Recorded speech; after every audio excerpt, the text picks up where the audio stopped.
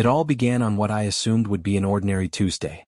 Nothing unusual, nothing dramatic, at least that's what it looked like on the surface. We had been married nearly 5 years, living what most would call a typical life. We weren't the flawless storybook couple, but we had our good days, shared jokes, and what I believed was a genuine emotional bond. Sure, we argued sometimes, but who doesn't? Through it all, I thought one thing remained unshaken: trust. Or so I convinced myself. Then everything collapsed without warning. I didn't uncover some elaborate affair through months of suspicion or detective work. The truth fell into my lap completely by accident. I was paying bills using our joint account when I noticed a strange transaction. 2 tickets to a concert we had never talked about. One of them was purchased just the day before. Curiosity turned into concern. I called her. The moment she answered, I felt something was wrong. Her voice trembled, she sounded unfocused, and every answer she gave only deepened my unease. When I pushed harder, she finally confessed. She had been involved with someone else. 2 months. The words hit like a punch. I couldn't even react at first. She tried to minimize it immediately, calling it meaningless, just a fling, insisting she didn't care about the guy at all. But none of that mattered. What mattered was that she had chosen to hide it, chosen to betray me. I wasn't angry right away. Shock drowned everything else. My mind kept replaying our life together and trying to understand how she had stepped outside of it so casually. When I asked her how long, why, and what happened, her explanations only splintered me further. She said she did it for attention, for validation, but what hurt the most wasn't even the cheating. It was her lack of remorse.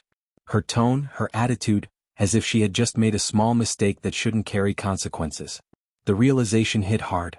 Something inside our marriage had broken forever. That night I packed my things and left. I needed distance, and more than that, I needed honesty with myself. Deep down, I knew the truth. I couldn't stay with someone who could betray me and then shrug it off. It wasn't just the physical betrayal. It was her lies, the secrecy, and the dismissiveness that followed. The divorce process began soon after. It wasn't pleasant, but we managed to avoid dragging it into the courtroom. I took everything, the house, the savings, the assets, not out of vengeance but because I wanted a clean slate. I had no interest in reconciling. I just wanted to rebuild myself. Months slipped by. Slowly, life began to feel familiar again. I buried myself in work, focused on improving myself, and surrounded myself with friends and family who helped carry me through the worst days. I went out more, met new people, and eventually started dating again. For the first time in a long time, I felt like I could breathe. And then she appeared again, out of nowhere. I was having lunch with a colleague at a cafe when I saw her walk past. She looked thinner, drained, like life had worn her down. Our eyes met, and she froze before approaching my table. "Please, just listen," she said, voice trembling. Every instinct told me to walk away, to ignore her, to pretend she didn't exist. But the look on her face, the vulnerability in her eyes, made me pause. She sat down without waiting for permission. "I know I ruined everything," she said, tears forming. "I'm so sorry. I didn't realize what I had until it was gone." This wasn't the same defensive woman who once minimized everything. She wasn't making excuses now. She wasn't brushing it aside. She looked broken and sincere. "I thought I could live without you," she whispered. "But I was wrong. I was selfish. I hurt you in ways I never understood until it was too late. You were everything to me.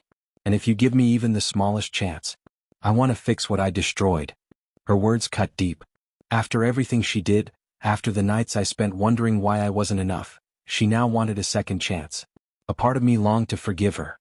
Another part of me was still rebuilding from the ashes she left.